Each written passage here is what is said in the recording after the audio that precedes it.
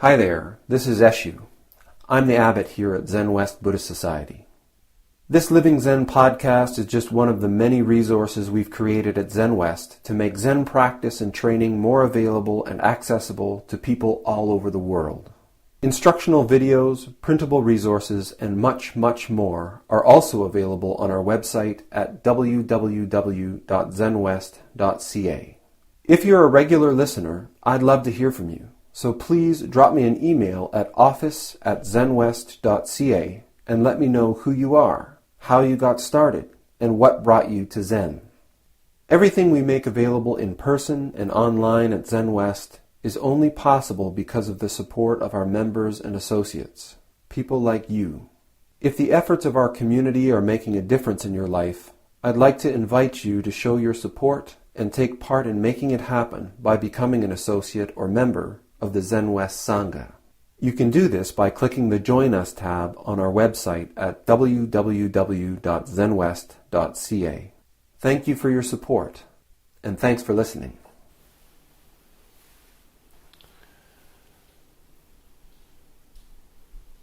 Day 5 of Sesshin, July 2015. Continuing our investigation of the gateless barrier. Case 24. Feng Shui... Oh, no. How about case 25 instead? That one looked too familiar. Case 25. Yangshan's sermon from the third seat. Yangshan dreamed that he went to Maitreya's realm and was led to the third seat. A senior monk struck the stand with a gavel and announced, "Today the one in the third seat will preach." Yangshan arose, struck the stand with the gavel and said, "The truth of the Mahayana is beyond the 4 propositions and transcends the 100 negations. Listen! Listen!" Wu Men says, "Tell me, did he preach or not? If you open your mouth, you are lost. If you cannot speak, then it seems you are stumped. If you neither open your mouth nor keep it closed, you are 108,000 miles off." Wu Men's verse says, "In broad daylight, under the blue sky, he preached a dream in a dream. Absurd! Absurd! He deceived the entire assembly."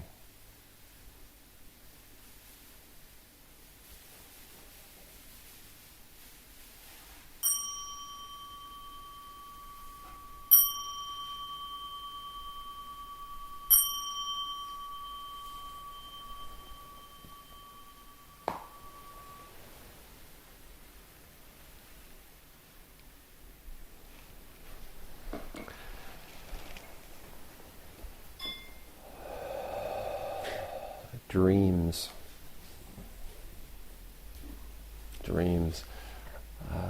So we've arrived here at day 5 of our session together.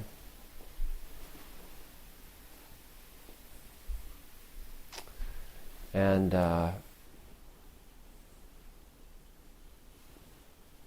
just continuing the use of the metaphor of a mountain, sesshin as a mountain. Just like in climbing a mountain, or a big effort, passing the summit, having summited the peak, the descent begins, but there's this pause where that upward effort transitions, and that exertion that we've been putting out for the past 4 days sort of is kind of lifted a little bit. Our bodies have become more and more accustomed to the burden, to the exertion, but also we're starting to feel the wear and tear a little bit. The the shock and the sort of difficulty of it has passed, and so now there's this period of just overwhelming tiredness. And just as I was carrying the keisaku, I was reminded of something one of my teachers used to say in the hot afternoons during Teisho. He'd sit on the stand and he'd say, "Oh, you remind me ever so much of eggplants on the vine, swaying in the breeze."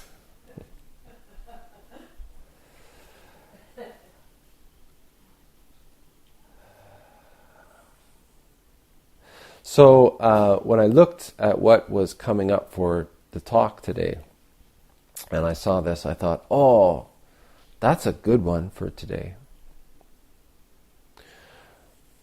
One of the things that I find about practice, and particularly in Sesshin, is that two states of consciousness that we normally keep quite distinct move closer and closer together during Sesshin. Oftentimes in interview or in talking about the experience of Sesshin with people, I hear about people having very vivid dreams or a lot of dreams. And those dreams have a very real or lifelike quality to them sometimes. And likewise, I find that as I am awake and conscious and walking around, sometimes my so-called real life has a very dreamlike quality. Colors are a little bit more vivid. Interactions are a little bit more vibrant, and even interactions with what I usually consider inanimate objects are a little more energetic and charged. And so this the difference between dreaming and awake is not so vast. They aren't so separate. Even as we sit, we find that sometimes very clear pictures or very vivid scenery arises in our sitting. The unconscious mind that normally only makes its appearance in our dreams becomes more and more present with us in our conscious living.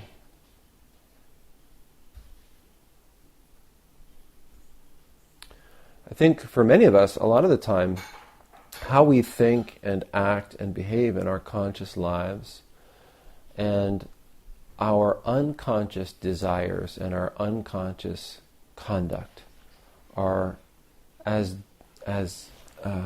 separate as the states themselves often are. One of the things that I've really noticed about my own waking and dreaming is that the more I've practiced, the more consistent the experience and response are between consciousness and unconsciousness. Dreams are certainly as vivid as always, and as crazy as always, and as imaginative as always. But what I've found, sometimes to my great disappointment, is that my response or my relationship with the characters and the events in my dreams is remarkably consistent. What do I mean by that? Well, many is the time, especially over the past few years, I still have wonderful dreams.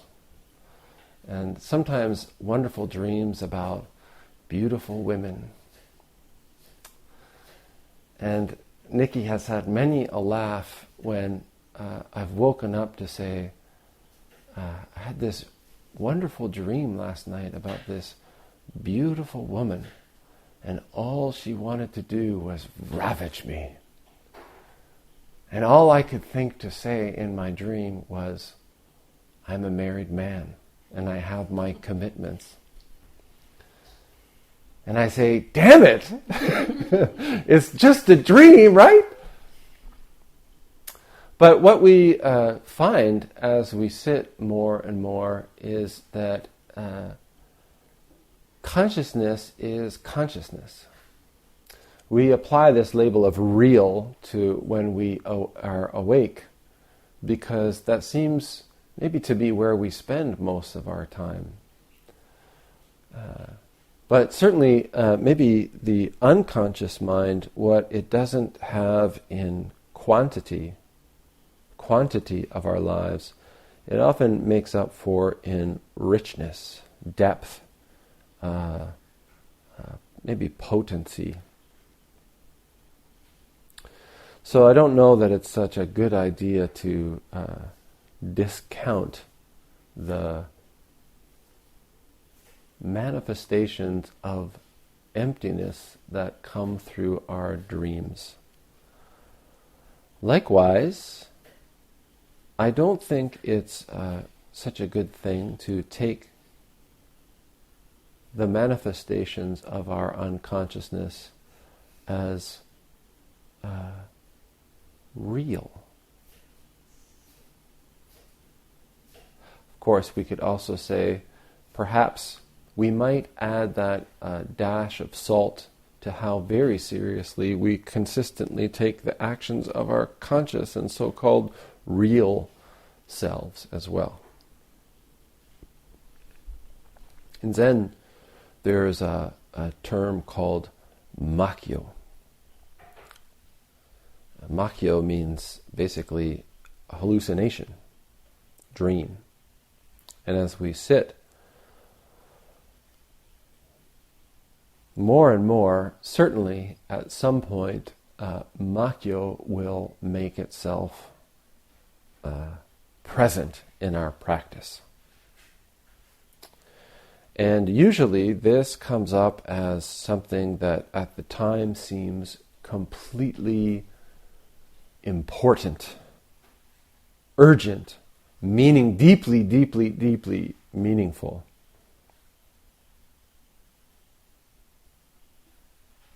We can take it as a sign of our enlightenment.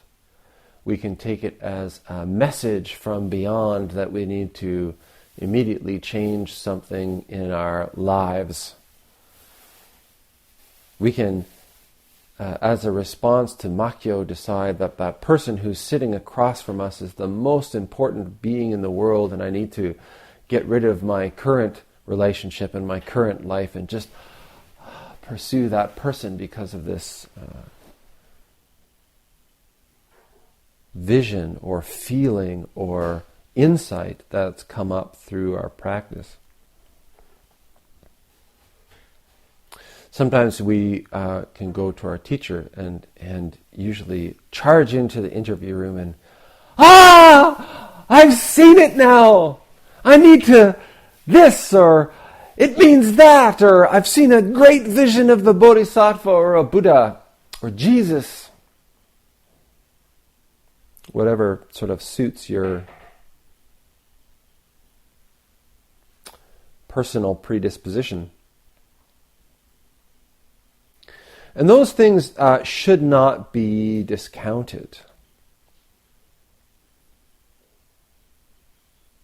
Because usually that kind of experience, that kind of makyo experience, is traditionally it's viewed as a precursor or it can be understood as being an indicator that something significant is going on in your practice.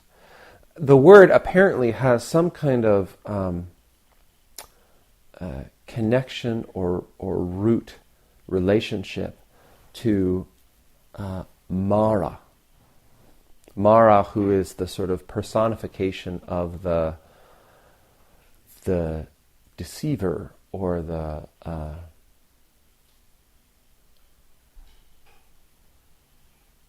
the anti-Buddha, I guess we could call it. And it goes back to the story of the historical Buddha when he had decided that he was going to sit under this Bodhi tree until he had realization, until he had penetrated and realized liberation from suffering and the mind of nirvana.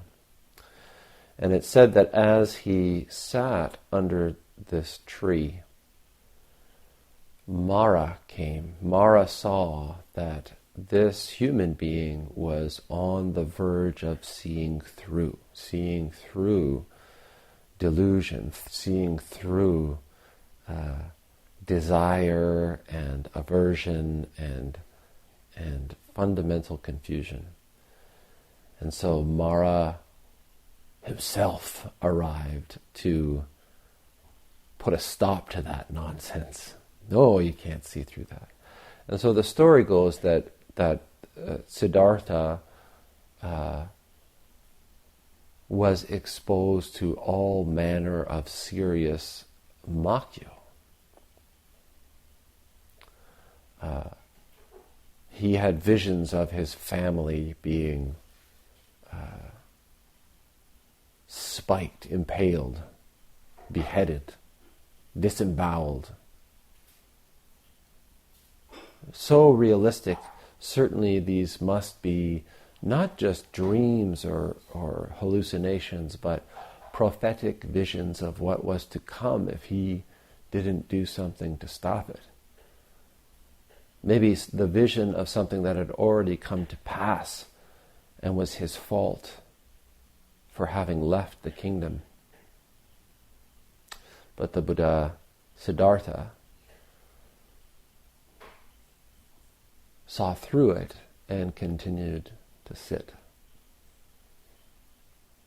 And there's some great stories in the sutras, if you want to read it, about the daughters of Mara coming and tempting him with every manner. Maybe the sons of Mara as well, just to be sure. And certainly I think that anyone who has sat a sesshin has been visited by the sons or daughters of Mara. And these things can be understood in the same way as in the story, that they are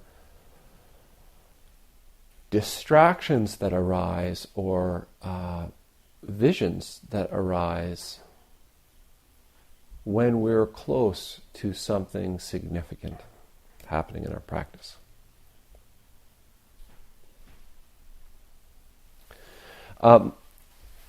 The danger or the risk that arises is that we can take something which is sort of an indicator of something significant going on as being the significant thing itself.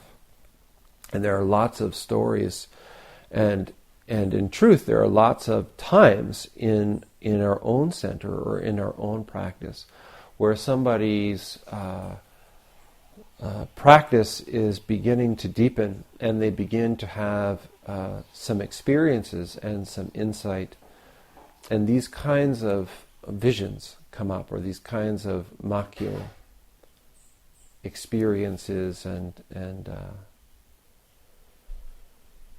sensations arise, and people take them as being really serious and really important, and discontinue practice at that point, or run off to do something else, or maybe set up a new religion of their own based on the vision that they've had. Or they say, this is it, I've reached enlightenment, this vision, this light, this warm and glowy feeling surely is Buddhahood, and now I'm a Buddha, and so I can go out into the world and share my wonderful self. And that always makes me a little bit sad, because it's like seeing the pot just start to bubble, and then they take it away from the heat. But I've also learned that sometimes it's just a matter of waiting. when a person runs off in pursuit of a flower in the sky, sometimes after a while, the flower disappears, or that person sees through their own makyo. And rarely, but occasionally, a person is able to come back and say, I went off chasing butterflies, and I'm back.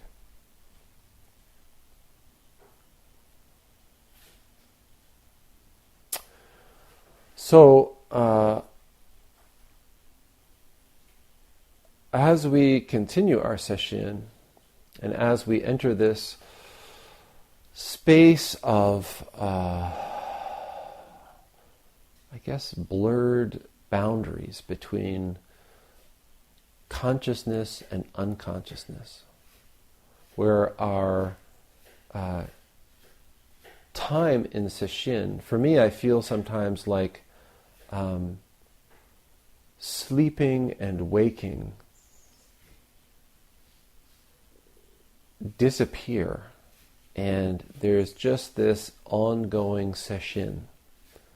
One of the ways that sesshin is spoken about actually is as one long day of practice. And if you're anything like me, that experience is very real. Sometimes sometimes the alarm goes off just as I'm finishing a teisho. And I wake up and say, time for sutras already? I just finished giving the talk. And it's okay. There's nothing else to do in that space. So here we have a story. And one of the things that we have to do when we take up these stories is really recognize that Zen is always pointed at the fundamental. And each and every case in particular, each and every case, and I talked about this as being a precedent, and I talked about this text as not being a book. We can't approach it like something that we read and analyze. It's like the never-ending story or something. When we open up the pages, we get pulled in. We have to be pulled into the world of the masters. We have to be pulled in to the Dharma teaching that's functioning through these stories. We can't hold ourselves apart and be an onlooker. We can't be fixed and literal about our stories. We have to find the point. So this case is, Yangshan dreamed he went to Maitreya's realm and was led to the third seat. A senior monk struck the stand with a gavel and announced, "Today the one in the third seat will preach."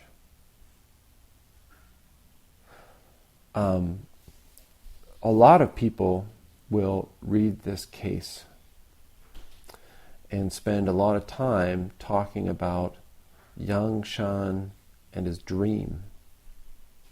Is dream real? Is dream not real? Is this case a fantasy? Or is it something that really happened? What's the significance of it being a dream? And all of these questions are kind of beside the point. Part of the reason that I talked about this dreaming and awake, consciousness and unconsciousness, is that when we realize something, when we have clarity,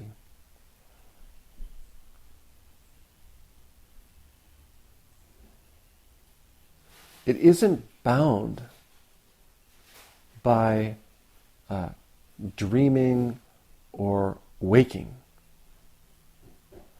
From where do our dreams arise? From where does our waking lives arise? So Yangshan had a dream that he went to Maitreya's realm. It's called the Tushita heaven. Maitreya, as we chant, Maitreya, the Buddha, to be born in the future. The story is that Maitreya is the Buddha of the next world cycle that will take place in another large kalpa or so. And to reiterate, a kalpa, a small kalpa, of which a large kalpa is made of 3. A small kalpa is, I always use ring road as an example because it's really a nice round road. So if we take ring road and we make a bowl that is as deep as it is wide across, and we fill that bowl with poppy seeds, and if we take out 1 poppy seed every 3 years, then a small kalpa is the amount of time that it would take to empty the bowl. And a large kalpa is 3 bowls, just like we eat. So when the Muman says, if you can't figure this out, you'll have to wait around for Maitreya to show up and ask him. The story is that Maitreya is this Buddha who in his life cycle will make awakening very easy for everybody. So, Yangshan dreamed he went to Maitreya's realm, the Tushita heaven, and was led to the 3rd seat. As you probably know and see sometimes in our own center, many things that we do in ceremony, traditionally even in the Zendo, are done in the order of seniority. So depending on when a person is ordained or how long that they've been practicing or how long they've been a member of Zenwest, this is the order that they're seated in. So in his dream, Yangshan is led to the 3rd seat. That's pretty high up there. A senior monk struck the stand with the gavel and announced, "Today the one in the 3rd seat will preach."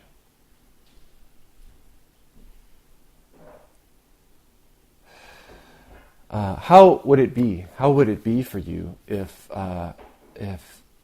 you were brought into a meditation hall? Maybe you're traveling and you go to visit the local Zen center, and they bring you in and sit you down, and the form all starts and everything. They have the gong, and the teacher comes in and does the bows and everything and says, "Today, Janine will give the talk." And this is one of the things that I really love about the tradition that I was trained in and how I was trained about Dharma talks. The word teisho that's often used, it means to present a shout.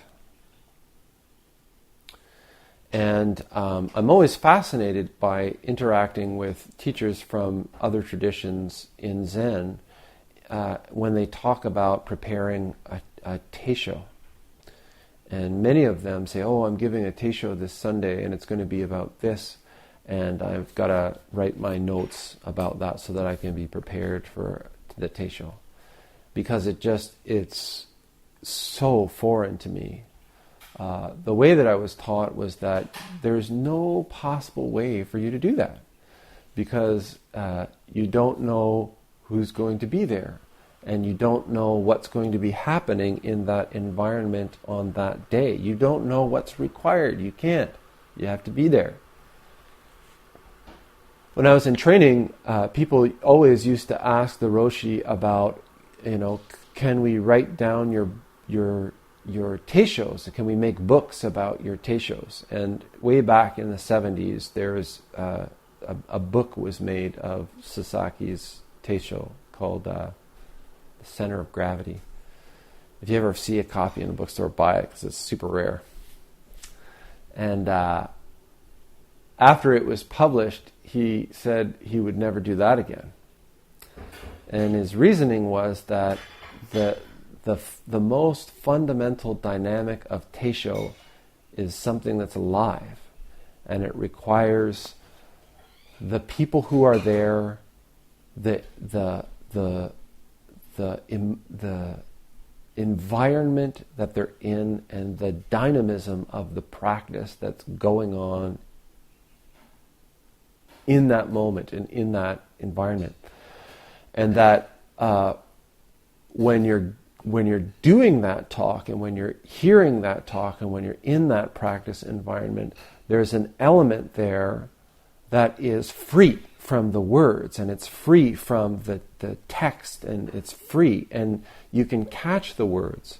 And even, using this recording, you can catch some of the energy and some of the emotion that's involved in the teisho. But even a really good recording, even a really good video recording, misses what is the most critical element. And so you get a facsimile of the talk. And Sasaki's perspective was that, and then people will listen to that or read that and think that they know, think that they've had it as good as it can get. There's a part of me that really resonates with that perspective. There's a part of me that also really recognizes that for myself, it was through reading texts that I was drawn closer to formal practice. So, I see both sides. But either way, teisho is something that is mysterious to me, in the sense that this idea of presenting a shout, and the instruction is to kind of get out of the way.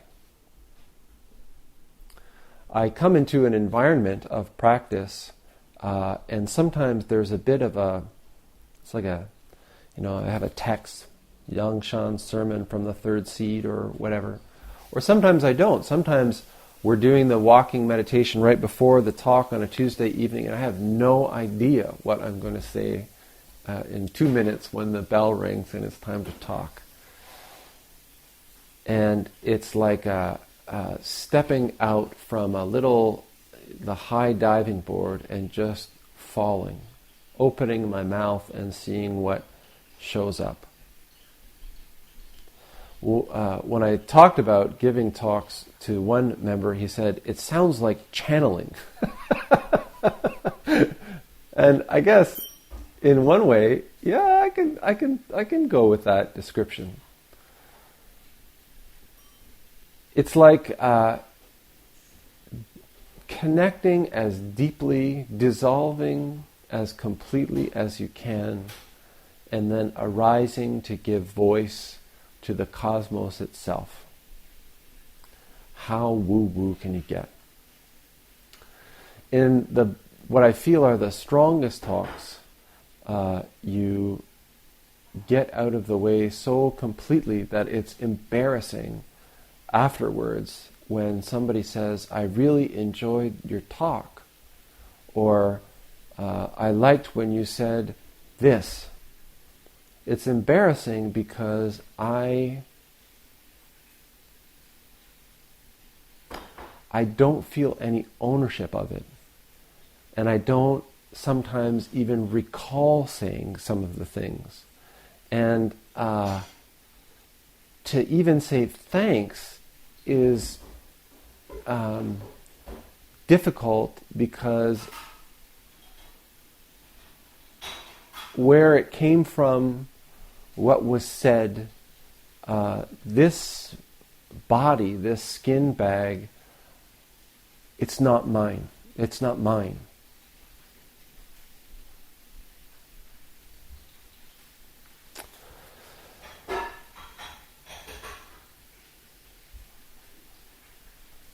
So as a priest, and particularly as a teacher, whenever we go out in our robes, whenever we're interacting in the world, whether it's in a formal Dharma center situation, or whether it's just with the person on the street, if we're publicly representing ourselves, even as a Buddhist, even if we're out in our lay robes, or even if somebody knows that we've been practicing or something like this, this is often the question. We're often put in this seat close to the front, and sometimes we're asked to say something. Sometimes it's innocent. But in Zen, there's no easy questions. Even the first question, what is Zen? That's a showstopper sometimes from the perspective of this tradition. When somebody innocently and honestly says, so you're a priest, or you're a Zen practitioner, so what is Zen? Sometimes that's all I can do is laugh. What a big question. Sometimes it's a little frightening because I think of the history or the traditional response to such a question. And I don't think that poor innocent person is aware of the danger that they've just put themselves in. Maybe not. Today the one in the third seat will preach. Okay, Eshu, get on with it. So Yangshan arose and struck the stand with the gavel and said, the truth of the Mahayana is beyond the 4 propositions and transcends the 100 negations. Listen! Listen!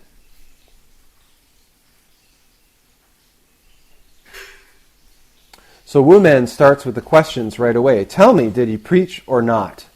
So, did he preach or did he not? What was the teisho? If you open your mouth, you are lost. If you cannot speak, then it seems you are stumped. If you neither open your mouth nor keep it closed, you are 108,000 miles off. I don't know what it is today, but for better or worse, Sasaki Roshi is here with me. So many memories are coming up in relation to this case about him. And with this talk that Yangshan gives, I just remember him sitting on the high seat with usually a Zen teacher. I've never managed to get my hands on one, but usually a Zen teacher will have like a lectern. And see, I have to sit here with this book in my hand. Usually you just put it down. So it'd be great because I could do this more. But he had one, quite a lovely one. And he would be talking and he'd have usually his fan in his hand. And sometimes when he would be talking about something, he would demonstrate just by striking the top of the lectern. So where do you go when you hear this sound? You can't say something about it. And yet, when you hear this sound, where do you go? And I just remember the crisp crack of that fan on the lectern. And it's just like this, where does that sound originate from? Who sometimes when it comes time to give a talk, the talk has already been given. A senior monk struck the stand with a gavel and announced, Today the one in the third seat will preach." That sound still ringing in the air, Yangshan arose and struck the stand with the gavel.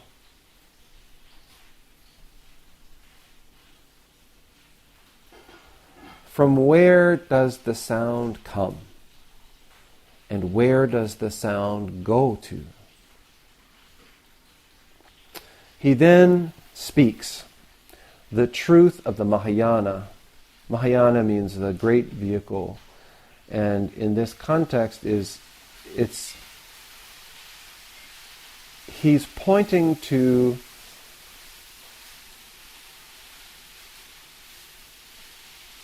where our practice is aimed. And he says that it's beyond the 4 propositions and transcends the 100 negations. Listen, he says. What does he want you to listen to? Now, I brought up this other version of the Mumankan, the gateless barrier, because I can't remember all this stuff, and there's some little notes here. So it says, Yangshan says, the truth of the Mahayana is beyond the 4 propositions and transcends the 100 negations. So the 4 propositions are the one, the many, being, and non-being. So unification and diversity, existence, non-existence is the 4 propositions. The 100 negations are made up with 4 negatives for each of the propositions. Not, neither not nor not, and both not and not, which makes 16.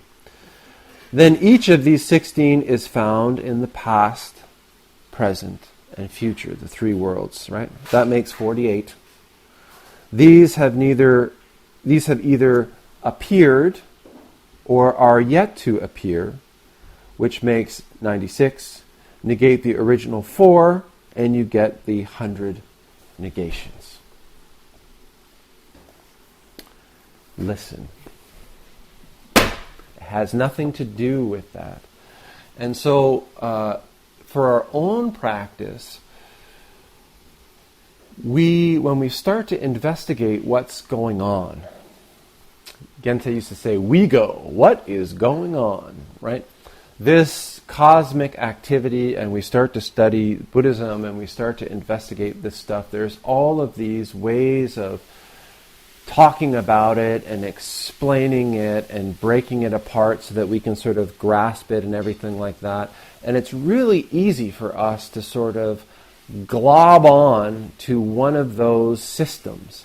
And it's not just in Buddhism that this happens. In fact, we might argue that Buddhism as a whole is a whole broken up system of taking the flawless fabric of the cosmic activity, breaking it up into parts and systematizing it and saying, yeah, that's how it works. But the whole thing is, like, that's just a description. It's just a picture. It's just a way of taking something that's fundamentally alive and talking about it, but it's not the thing.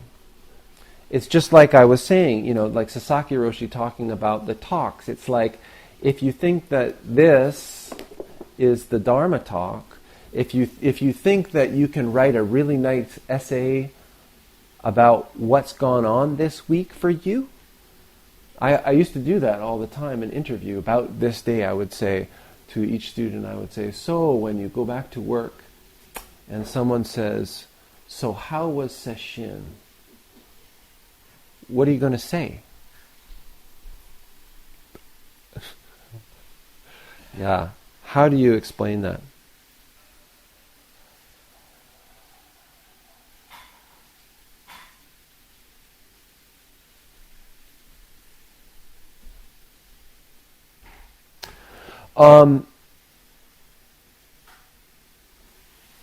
One of the things I always like about these is that much like the second case, Weizang's fox, we also have to understand that there's a bunch of characters in the story. Muman took this story out of a slightly longer one. And the story is that Yangshan went to his teacher, Isan, and told him this, said, I had a dream last night, and this is what happened. And Isan apparently said, you have ascended to the level of sage, after he told him this story about striking the lectern. Listen.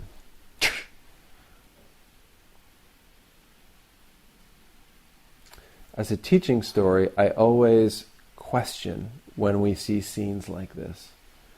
Is this an act between Yangshan and Isan alone, or is there an interaction going on with a third? Is there a witness to this?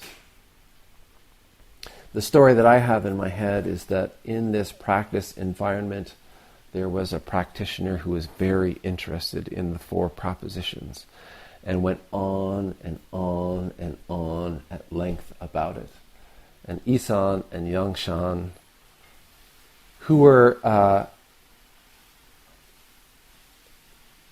committed to helping this person and committed to the harmony of their community, Yangshan came and told him this dream.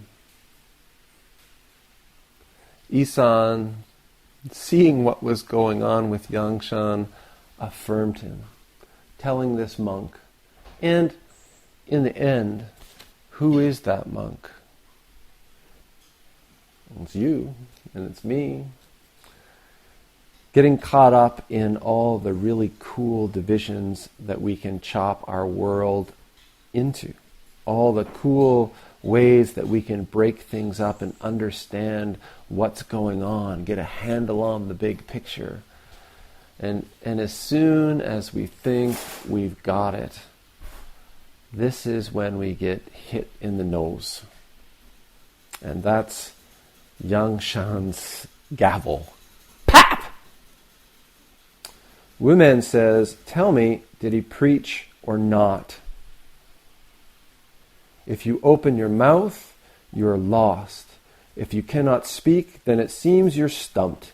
If you neither open your mouth nor keep it closed, you are 108,000 miles off. So Wumen's question, tell me, did he preach or not, is just another way of saying, today the one in your seat will preach. How do you manage it? What are you going to say? How do you express? How do you express it? How do you go about it? Wumen's verse says, in broad daylight, under the blue sky, he preached a dream in a dream. Absurd! It's crazy. He deceived the entire assembly.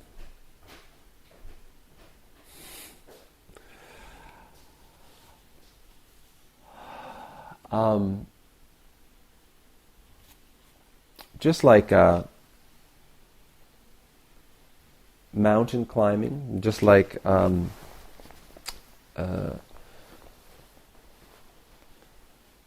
summiting the hill, there's a period of satisfaction, and there's a feeling of accomplishment, and there is that deep relaxation that I think all of us are experiencing to some degree. But just like the descent, very quickly we realize that we can't let up. We're not climbing. It doesn't require so much energy, and there's much more momentum. There's gravity is working with us. But the truth is, we're still on a mountain. Precipices on every side. So we have to pay attention, and we have to exert an awareness, a different kind of awareness, not so muscly, but a kind of